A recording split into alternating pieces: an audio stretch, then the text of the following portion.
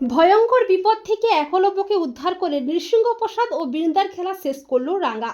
হ্যাঁ বন্ধুরা, আমরা এমনটাই দেখতে পাবো রাঙ্গামতি তীরন্দাজ ধারাবাহিকের আগামী পর্বগুলোতে। নৃসিংহপ্রসাদ তার ভাড়া করা গুন্ডাদের দিয়ে একলব্যকে কিডন্যাপ করায়। অপরদিকে নৃসিংহপ্রসাদের উস্কানিতে কলেজের কয়েকজন ছেলে থানা জ্বালানোর জন্য যায়, কিন্তু রাঙ্গা প্রত্যেকটি ছেলের বাড়িতে গিয়ে তাদের বাড়ির লোকজনদের হুমকি দেখায়। আর বাড়ির লোকজনদের ফোন পেয়ে রাঙ্গার হুমকিতে ভয় পেয়ে তারা পালিয়ে আসে। এরপর সত্যজিৎ রাঙ্গাকে ফোন করে জানায় নৃসিংহপ্রসাদ একলব্যকে কিডন্যাপ করেছে। এ কথা শুনে রাঙ্গা প্রচণ্ড ক্ষেপে যায়। অপরদিকে সব্য বুঝতে পারে একলব্যের কিডন্যাপের পেছনে বৃন্দার হাত আছে। এরপর বৃন্দা নৃসিংহপ্রসাদের কাছে যায় গোপন চক্রান্ত করতে। নৃসিংহপ্রসাদ বুঝতে পারে না কে এই কালো মুখোশধারী মেয়ে, যে কিনা তার এতদিনের সাম্রাজ্যের ভিত নাড়িয়ে দিচ্ছে, সমস্ত চক্রান্ত ভেস্তে দিচ্ছে। আর ঠিক তখনই রুদ্রমূর্তি নিয়ে হাজির হয় ছদ্মবেশী কালো পোশাকি রাঙ্গা।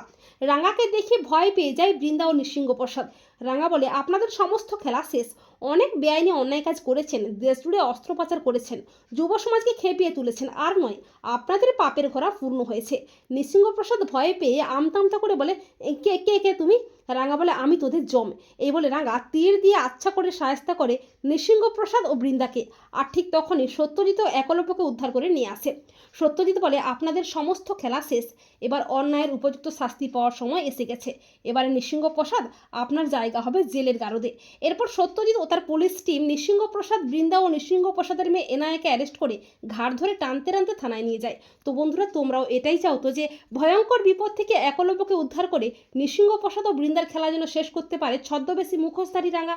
কমেন্ট করে এক্ষুনি জানিয়ে দাও তোমাদের মতামতটি।